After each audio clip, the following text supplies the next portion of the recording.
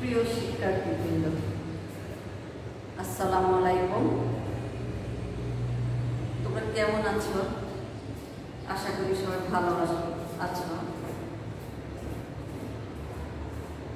আমি রেজিনা খানম, সহকারী অধ্যাপক, হাজারাতুজু ডিগ্রি কলেজ, চাঁদগাঁও, চট্টগ্রাম।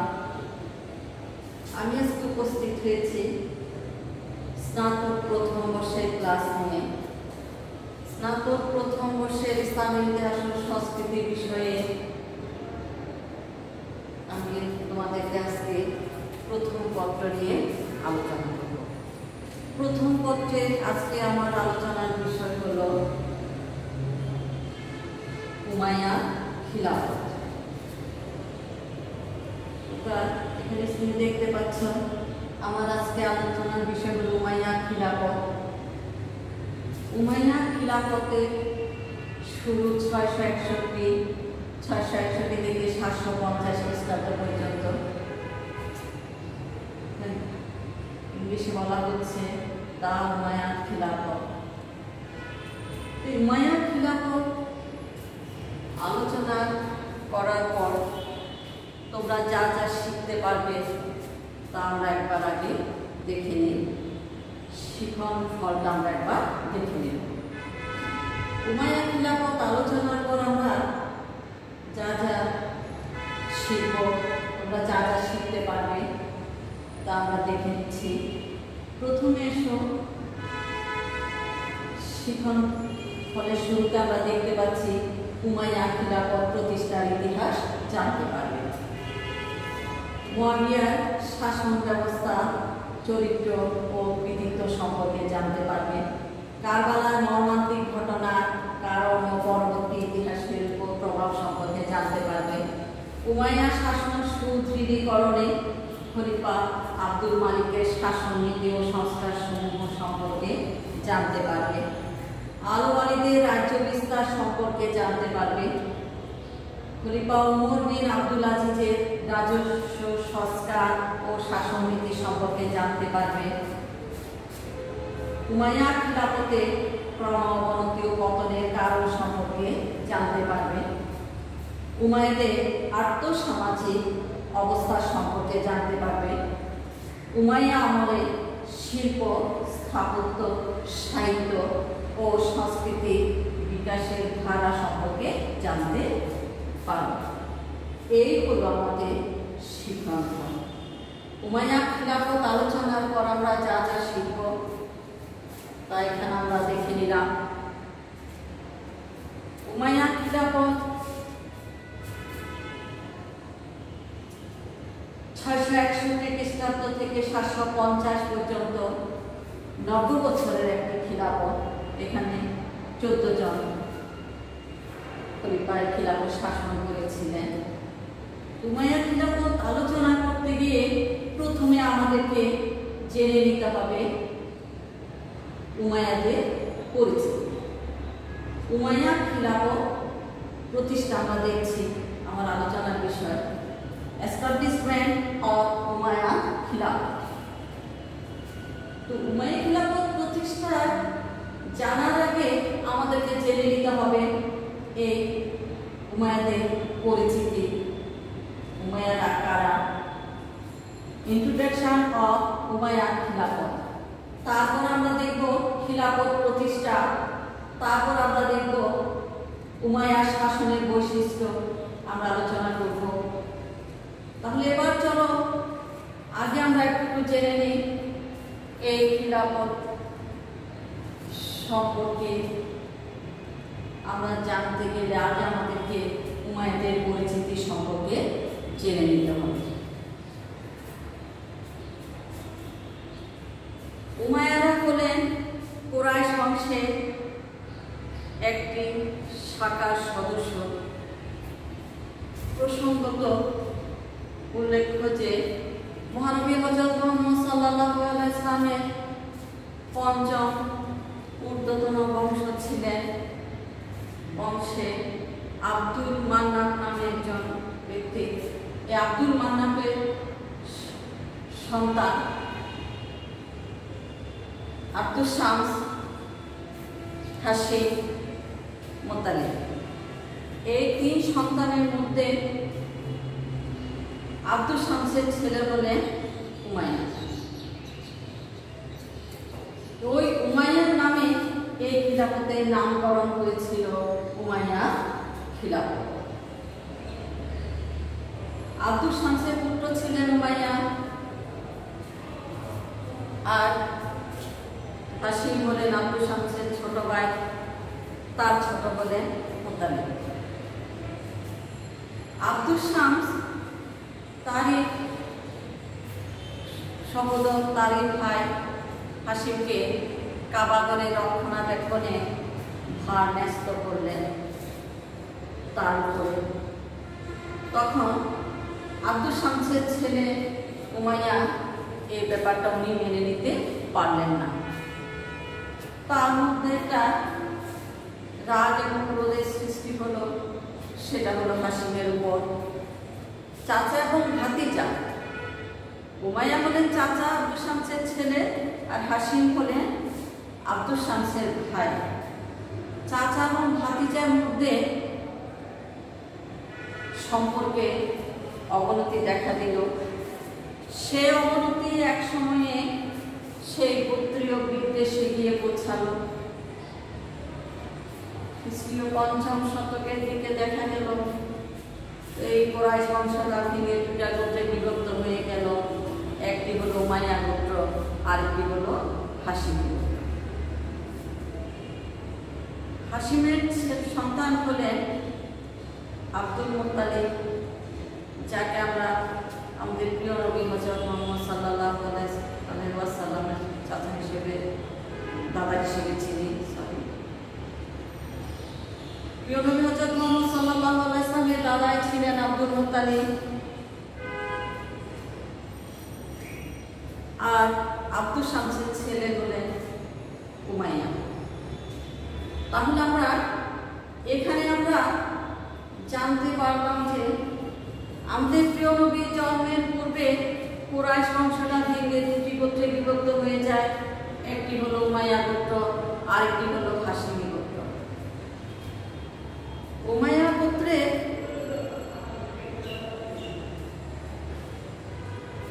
জন্মগ্রহণ করেছিলেন মুয়াবিয়া, আর আমাদের প্রিয় নবী হযরত মুহাম্মদ সাল্লাল্লাহু আলাইহি ওয়াসাল্লাম জন্মগ্রহণ করেছিলেন মক্কার বিখ্যাত কুরাইশ বংশের হাশিমি গোত্রে। তাহলে এই গোত্রীয় দ্বন্দ্ব সে তখন থেকে শুরু হয়েছিল। তবে প্রিয় নবী হযরত মুহাম্মদ সাল্লাল্লাহু আলাইহি ওয়াসাল্লামের বিশাল ব্যক্তিত্বের কাছে এই গোত্রীয় দ্বন্দ্ব মাথাছাড়া দিয়ে উঠতে পারে না। প্রিয় নবী হযরত মুহাম্মদ সাল্লাল্লাহু আলাইহি ওয়াসাল্লামের পর থেকে শুরু করে খোলাফায়ে রাশিদিনের প্রথম দিক পর্যন্ত এই গোত্রীয় দ্বন্দ্ব স্থিমিত ছিল। এরপরে দেখা গেল হযরত ওসমান রাদিয়াল্লাহু আনহু যখন খিলাফতে বসলেন, ওনার খিলাফতের শেষের দিকে এসে এক পর্যায়ে এই গোত্রীয় দ্বন্দ্ব মাথাছাড়া দিয়ে ওঠে, উমাইয়া এবং হাশিমি গোত্রীয় দ্বন্দ্ব। শেষ পর্যন্ত হযরত আলী রাদিয়াল্লাহু আনহুর খিলাফতে সিফফিনের যুদ্ধে এবং সিফফিনের যুদ্ধে দুমাতুল জঙ্গলের মীমাংসায় উমাইয়া হাশিমি দ্বন্দ্বটা একেবারে প্রকাশ্যে সামনে চলে আসে এবং যার পরিণতি ঘটেছিল, যার পরিণতিতে হযরত আলী রাদিয়াল্লাহু আনহুকে মুয়াবিয়ার কাছে, উমাইয়া গোত্রের মুয়াবিয়ার কাছে হার মানতে হয়েছিল। মুয়াবিয়া ছলে বলে কৌশলে হযরত আলী রাদিয়াল্লাহু আনহুর কাছ থেকে খিলাফত নিয়ে নিলেন। এবার আমরা দেখব এই খিলাফত যে প্রতিষ্ঠা করেছেন, খিলাফত প্রতিষ্ঠা, এই খিলাফতের প্রতিষ্ঠাতাকে মুয়াবিয়া। মুয়াবিয়া যে খিলাফত প্রতিষ্ঠা করেছিলেন, তারই প্রতিষ্ঠিত খিলাফতে নাম দিয়েছিলেন উমাইয়া খিলাফত।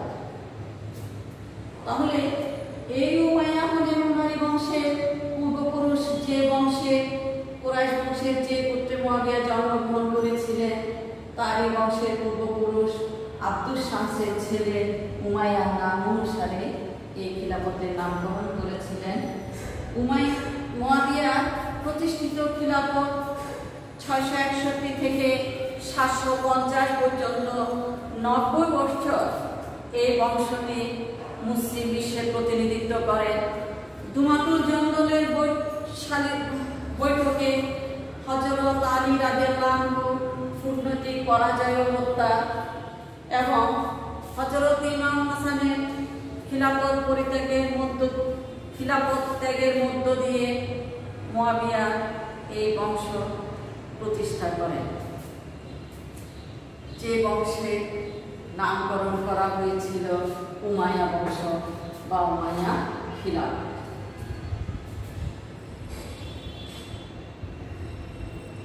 এখন আমরা দেখব এই খিলাফতের বৈশিষ্ট্য, উমাইয়ার শাসনের যে বৈশিষ্ট্যগুলো ছিল সেটা।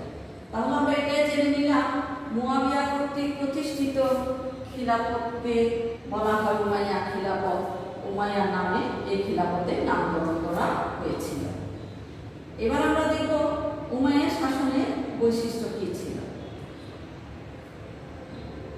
প্রথমে আমি একবার বলে নিব উমাইয়া শাসনের বৈশিষ্ট্য ছিল খোলাফায়ে রাশিদিনের ইসলামিক প্রজাতন্ত্র গণতন্ত্রের পরিবর্তে সর্বপ্রথম মুসলিম বিশ্বে বংশানুক্রমিক রাজতন্ত্র প্রবর্তন হয় বা বংশানুক্রমিক রাজতন্ত্রের প্রবর্তন ঘটান মুয়াবিয়া উমাইয়া খিলাফত প্রতিষ্ঠার মধ্য দিয়ে। ওনার প্রতিষ্ঠিত উমাইয়া শাসনের বৈশিষ্ট্য আমরা দেখব। খোলাফায়ে রাশিদিনের পতনের পর মুয়াবিয়া যে খিলাফত প্রতিষ্ঠা করেছিলেন সে খিলাফত 661 থেকে 750 পর্যন্ত স্থায়ী হয়েছিল, মোট 90 বছর। এই 90 বছরের খিলাফতকালে 14 জন শাসক এই খিলাফত পরিচালনা করেছিলেন। 14 জন শাসক মুসলিম বিশ্বে প্রতিনিধিত্ব করেছিলেন এবং উমাইয়াদের আধিপত্য প্রতিষ্ঠার ফলে ইসলামী শাসননীতি ও আদর্শের মধ্যে মৌলিক পরিবর্তন সাধিত হয়েছিল। তাই ঐতিহাসিক স্যার সৈয়দ আমির আলী তার বিখ্যাত গ্রন্থ এ শর্ট হিস্ট্রি অফ সারাসেন্সে বলেন, কি বলেছিলেন আমরা একবার দেখে নিই। উমাইয়াদের সিংহাসন আরোহণ শুধু শাসক বংশের পরিবর্তনই সূচিত করেনি, এর অর্থ ছিল একটি নীতির আমূল পরিবর্তন এবং কতগুলো নতুন অবস্থার সৃষ্টি। আমি আবার বলছি, আরেকবার তোমরা দেখে নাও, মনোযোগ দিয়ে শুনো। উমাইয়া শাসনের বৈশিষ্ট্য সম্পর্কে, উমাইয়া খিলাফত প্রতিষ্ঠা সম্পর্কে, উমাইয়া শাসনের বৈশিষ্ট্য সম্পর্কে এই প্রসঙ্গে স্যার সৈয়দ আমির আলী ওনার বিখ্যাত গ্রন্থ এ শর্ট হিস্ট্রি অফ সারাসেন্সে বলেছিলেন। কি বলেছেন আমরা দেখে নিই। The accession of Umayyads did not simply imply a change of dynasty. It meant the reversal of a principle and the birth of new factors. তার মানে হল অর্থাৎ উমাইয়াদের সিংহাসন আরোহণ শুধু শাসক বংশেরই পরিবর্তন সূচিত করেনি, এর অর্থ ছিল একটি নীতির আমূল পরিবর্তন এবং কতগুলো নতুন অবস্থার সৃষ্টি। আমরা আবারও দেখে নিচ্ছি, আবারও এই উমাইয়া খিলাফত প্রসঙ্গে, বংশানুক্রমিক রাজতন্ত্র প্রসঙ্গে এক কথায় ঐতিহাসিক ভন ক্রেমার কি বলেছে সেটা আমরা দেখে নিব। এক কথায় তারা ইসলামী রাষ্ট্রকে জাগতিক ভোগ বিলাস দ্বারা একটি পার্থিব রাষ্ট্রে পরিণত করেন। কারা? উমাইয়া শাসকরা, ওই 14 জন শাসক। এই প্রসঙ্গে ঐতিহাসিক ভন ক্রেমারের উক্তিটি প্রাণীদানযোগ্য। উনি বলেছেন, উমাইয়া আমলে পূর্বেকার শাসননীতি, আদর্শ, আকৃতি, প্রকৃতি সমস্তই আমূল পরিবর্তিত হয়ে যায়।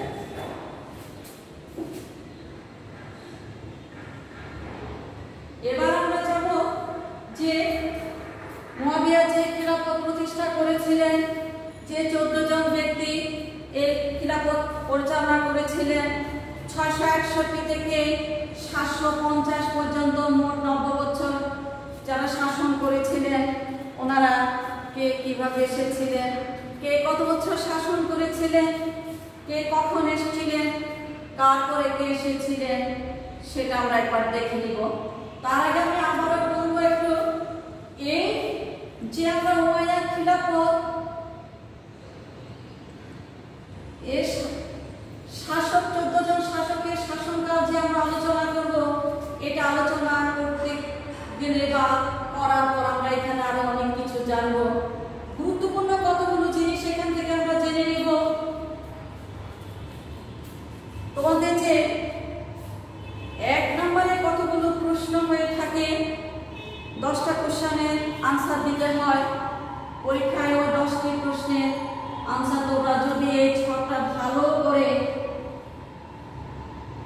জেনে রাখো, তাহলে এখান থেকে অনেকগুলো প্রশ্নের উত্তর তোমরা দিতে পারো। খুব মনোযোগ দিয়ে শুনতে হবে এবং পড়তে হবে। যদি এটা একবার ব্রেনে সেট করা যায়, তাহলে অনেকগুলো সমস্যার সমাধান এখান থেকে করা যাবে, অনেকগুলো প্রশ্নের সমাধান এখান থেকে হয়ে যাবে। তাহলে চলো আমি শুরু করি। একটু মনোযোগ দিয়ে শুনতে হবে। উপরে লিখেছি আমি উমাইয়া খিলাফত 661 থেকে 750, তাদের শাসনকাল দেখছি 90 বছর। 90 বছরে শাসন করেছেন 14 জন শাসক। এই 14 জন শাসক কর্তৃক পরিচালিত খিলাফতের নাম হলো উমাইয়া খিলাফত। তাহলে আবারও বলছি, এই খিলাফতের প্রতিষ্ঠাতাকে মুয়াবিয়া। এই খিলাফতের প্রতিষ্ঠাতাকে মুয়াবিয়া। মুয়াবিয়া কে ছিলেন? মুয়াবিয়া ছিলেন সিরিয়া প্রদেশের প্রাদেশিক গভর্নর ছিলেন এক সময় হযরত ওমর রাদিয়াল্লাহু আনহুর সময় থেকে। এরপরে খোলাফায়ে রাশিদিনের পতনের পর হযরত আলী রাদিয়াল্লাহু আনহুর কূটনৈতিক পরাজয় এবং হত্যা এবং হযরত হাসানের খিলাফত ত্যাগের পর উনি যে নতুন খিলাফত প্রতিষ্ঠা করেছিলেন, সেই খিলাফতের নামকরণ করেছিলেন ওনার বংশের পূর্বপুরুষ উমাইয়া নাম অনুসারে উমাইয়া খিলাফত। এই সে উমাইয়া। তাহলে আমরা একটু আগে জেনে এসেছি এই উমাইয়া কে ছিলেন। এই উমাইয়া হলেন আব্দুস শামসের ছেলে। তাহলে আব্দুস শামস কে ছিলেন? আব্দুল মান্নাফের ছেলে। আব্দুল মান্নাফ কে ছিলেন? আব্দুল মান্নাফ ছিলেন কুরাইশ বংশের একজন ব্যক্তি, কুরাইশ বংশের সদস্য। আব্দুল মান্নাফ হলেন হযরত মুহাম্মদ সাল্লাল্লাহু আলাইহি ওয়াসাল্লামের 5ম শতকের একজন ব্যক্তি। খ্রিস্টীয় 5ম শতাব্দীতে কুরাইশ বংশ যখন ভেঙে যায়, বিভক্ত হয়ে যায়, দুটি গোত্র বিভক্ত হয়ে যায়, ওই দুটি গোত্রের একটি গোত্রের নামকরণ হয়েছিলেন যে উমাইয়া গোত্র আমরা একটু আগে বলেছি, সেই উমাইয়া নাম অনুসারে। এই সেই উমাইয়া নাম অনুসারে আবার মুয়াবিয়া কর্তৃক প্রতিষ্ঠিত খিলাফতের নামকরণ করা হয়েছে। তাহলে চলো আমরা একবার দেখে নিই। খুব মনোযোগ সহকারে শুনতে হবে, জানতে হবে আমাদের। প্রথমে আমরা এখানে দেখতে পাচ্ছি, আমরা আলোচনা করছি উমাইয়া খিলাফত। উমাইয়া খিলাফতের 90 বছরের শাসনকাল, 14 জন শাসককে আমরা এই ছকটার ভিতরে দেখে নিব। 90 বছর শাসনকালে 14 জন ব্যক্তি এখানে আছেন। আমরা জেনে নিব কে কখন কিভাবে এসেছিলেন এবং কারা কিভাবে খিলাফত পরিচালনা করেছিলেন সেটা আমরা জেনে নিব। তাহলে আসো, প্রথমে আমরা দেখতে পাচ্ছি যে নামটি, সেটি হলো উমাইয়া। উমাইয়ার দুই চাচার প্রথমে আবুল আস, তারপরে ডান পাশে আমরা দেখতে পাচ্ছি কাকে? খালকে। তাহলে আমি বাম পাশটা এখন আলোচনা না করে আগে আমরা ডান পাশে যাব, ডান পাশে আলোচনা শেষ করে বাম পাশে আসব। তাহলে উমাইয়ার দুই জেনারেশনকে আমরা দেখলাম, একজন হলেন আবুল আস, আরেকজন হলেন হারবের ছেলে হলেন আবু সুফিয়ান। আবু সুফিয়ানের নাম আমরা সবাই জানি এবং আবু সুফিয়ান সম্পর্কে আমাদের জানা আছে। আমি আর এখন যাচ্ছি না এই আলোচনায়। তাহলে আসো, আবু সুফিয়ান একসময় বিধর্মী কুরাইশদের নেতা ছিলেন। আবু সুফিয়ানের পুত্র হলেন, আবু সুফিয়ানের জেনারেশন হলেন প্রথম মুয়াবিয়া, আমরা যাকে মুয়াবিয়া বলছি, যার সাথে হযরত আলী রাদিয়াল্লাহু আনহু সিফিনের যুদ্ধের মতো একটি যুদ্ধ সংঘটিত হয়েছিল। সিফিনের যুদ্ধে দুমাতুল জঙ্গলের বৈঠকে এই মুয়াবিয়া হযরত আলীর কাছ থেকে ছলে বলে কৌশলে খিলাফত কেড়ে নিয়েছিলেন। এই মুয়াবিয়ায় এই খিলাফত প্রতিষ্ঠা করে, নতুন একটি খিলাফত প্রতিষ্ঠা করে গণতন্ত্রকে সমাধিস্থ করে সর্বপ্রথম বংশানুক্রমিক রাজতন্ত্র কায়েম করে, যার কারণে ওনাকে বলা হয় আরবের প্রথম রাজা। তাহলে উমাইয়া খিলাফতের প্রতিষ্ঠাতাকে মুয়াবিয়া, উনি 661 থেকে 680 খ্রিস্টাব্দ পর্যন্ত ছিলেন উমাইয়া খিলাফতের প্রতিষ্ঠাতা, এই সে মুয়াবিয়া।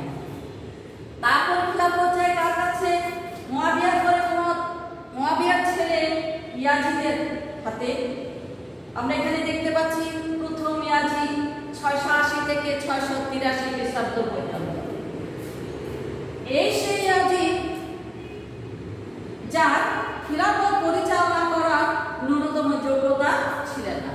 একটি খিলাফত পরিচালনা করার যে যোগ্যতা থাকা দরকার সেটা প্রথম ইয়াজিদের মধ্যে ছিলেন না, কিন্তু এরপরও মুয়াবিয়া তার অযোগ্য ছেলে ইয়াজিদকে তার উত্তরাধিকারী মনোনীত করে গেলেন।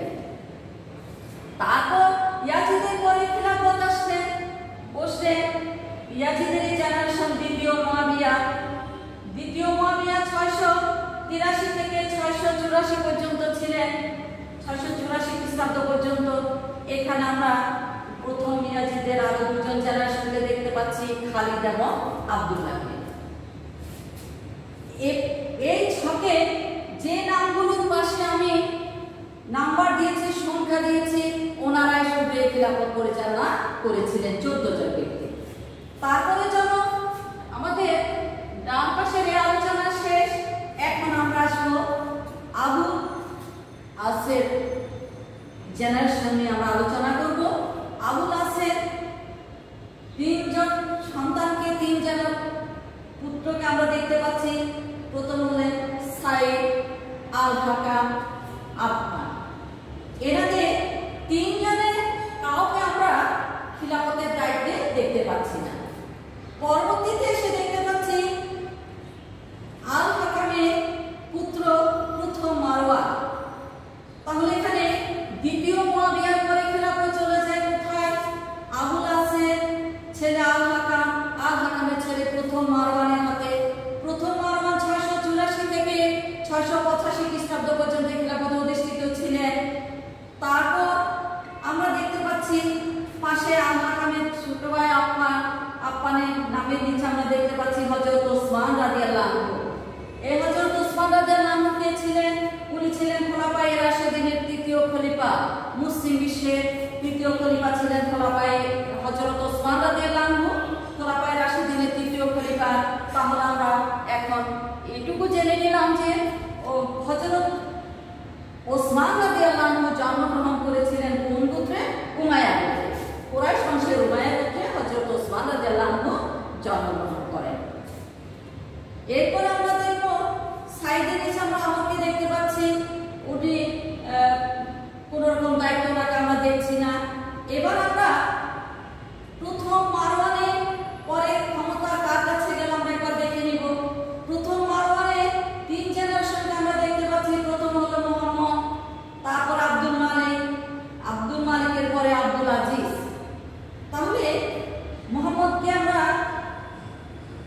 দেখলাম উনি কোনো খিলাফতের কোনো দায়িত্বে ছিলেন না। যিনি দায়িত্ব প্রাপ্ত হয়েছিলেন খিলাফত প্রথম মারওয়ানের দ্বিতীয় জেনারেশন, দ্বিতীয় সন্তান আব্দুল মালিক। আব্দুল মালিক 650 থেকে 705 খ্রিস্টাব্দ পর্যন্ত এই খিলাফত পরিচালনা করে। 650 থেকে 705 পর্যন্ত এই সুদীর্ঘ খিলাফত কালে, সরি এটা 85 হবে, 685 থেকে 705, সরি তোমরা ঠিক করে নাও, এটা 685 থেকে 705 পর্যন্ত নিয়ে খিলাফত অধিষ্ঠিত ছিলেন। 685 থেকে 705 পর্যন্ত সুদীর্ঘ 20 বছরের খিলাফত কালে আব্দুল মালিক এই উমাইয়া খিলাফতকে সুদৃঢ় ভিতের উপর দাঁড় করিয়েছিলেন। তাই বলা হয় উমাইয়া খিলাফতের প্রকৃত প্রতিষ্ঠাতাকে আব্দুল মালিক।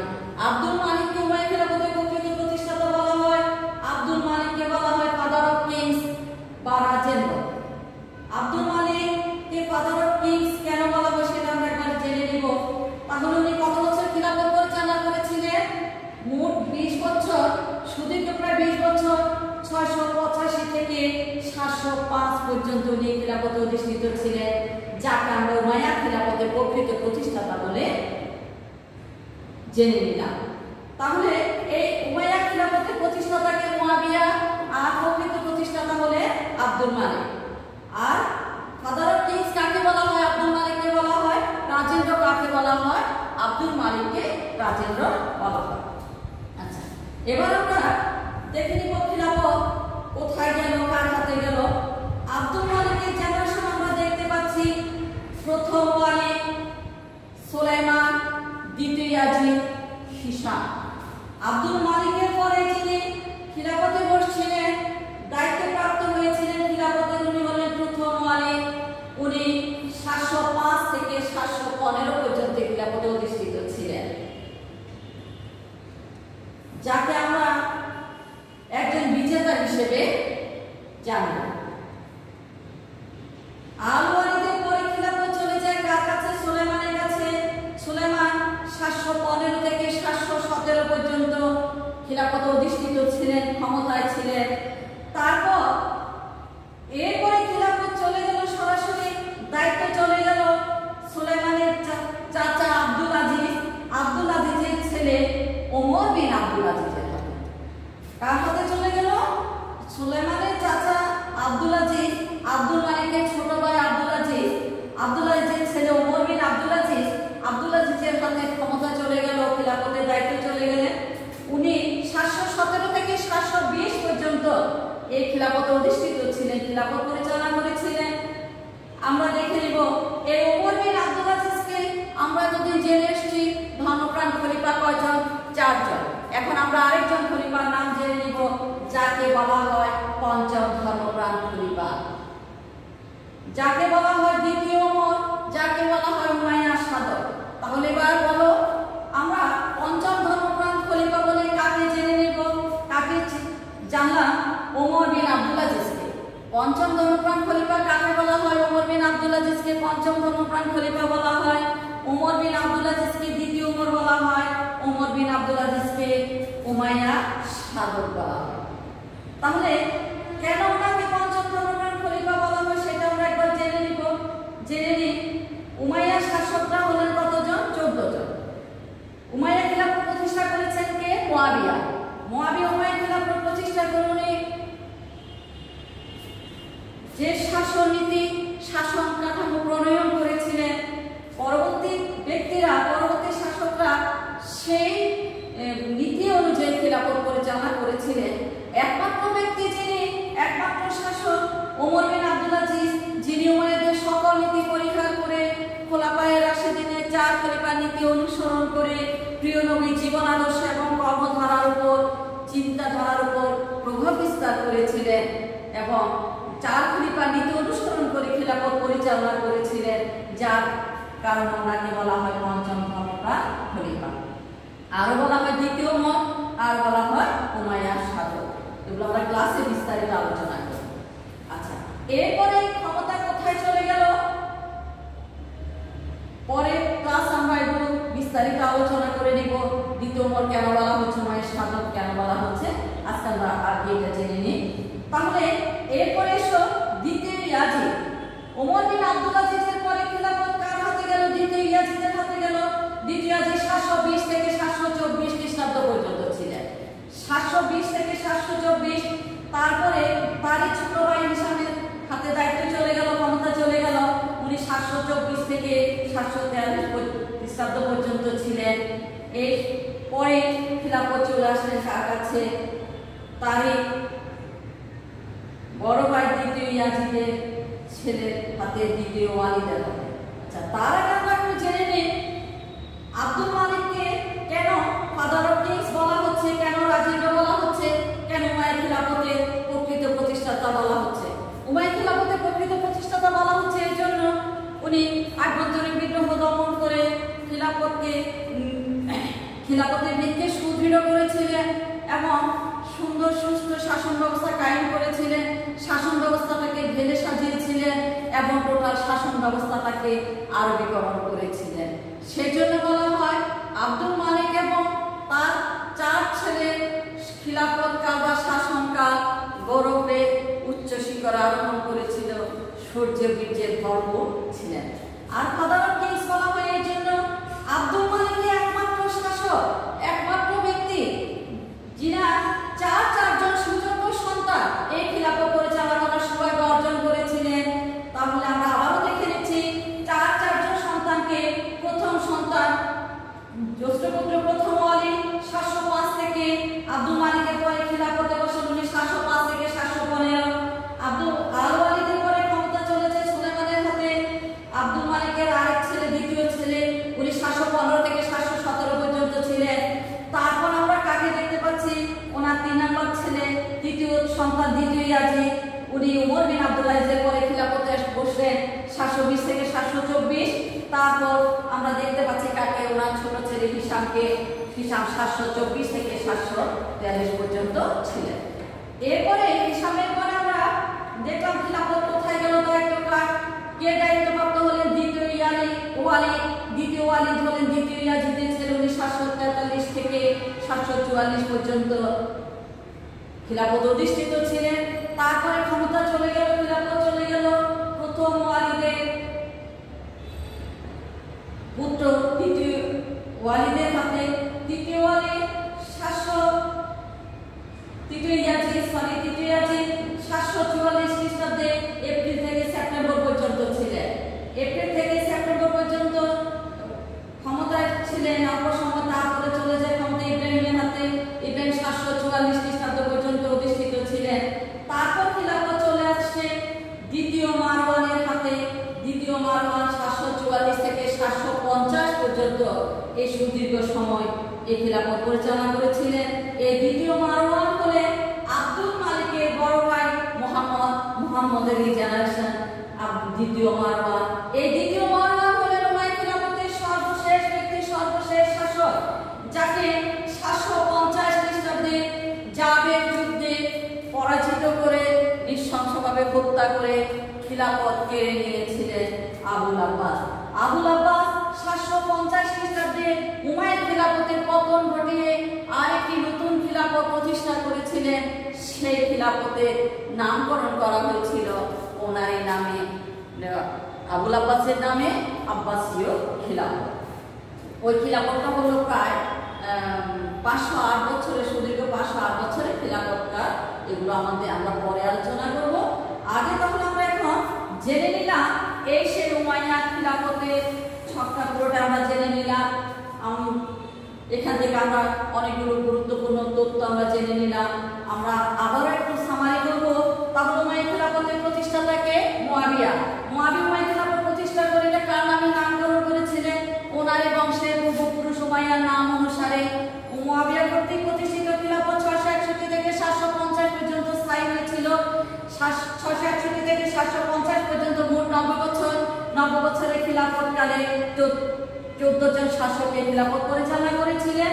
14 জন শাসকের মধ্যে আমরা দেখে নিলাম হযরত ওসমান, মুসলিম জাহানের তৃতীয় খলিফা হযরত ওসমান রাদিয়াল্লাহু আনহু, উনি উমাইয়া গোত্রে জন্মগ্রহণ করেছিলেন, উমাইয়া গোত্রের বংশধর ছিলেন। তাহলে খিলাফতের প্রতিষ্ঠাতা মুয়াবিয়া, প্রকৃত প্রতিষ্ঠাতা হলেন আব্দুল মালিক।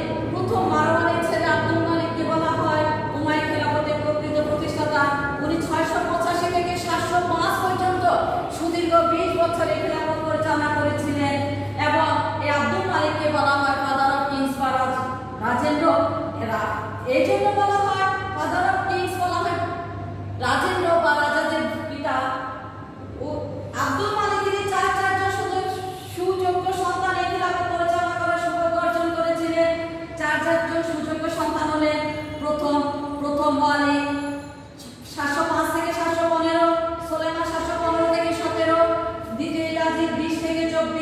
ওনার আগে খিলাফত চলে গেল ওমর বিন আব্দুল আজিজের হাতে। ওমর বিন আব্দুল আজিজ 717 থেকে 720, যাকে আমরা পঞ্চম ধর্মপ্রাণ খলিফা বলে জেনে নিলাম।